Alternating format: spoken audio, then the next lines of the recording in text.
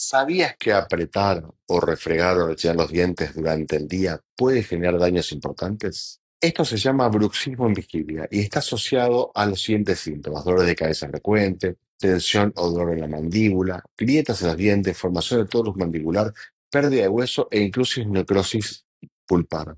Lo preocupante es que muchos pacientes no lo detectan hasta que los daños ya requieren una rehabilitación compleja. Estudios recientes confirman que el bruxismo diurno es cada vez más común, especialmente en contextos de estrés, uso prolongado de pantallas, falta de descanso adecuado. Detectarlo a tiempo y consultar puede prevenir complicaciones mucho mayores.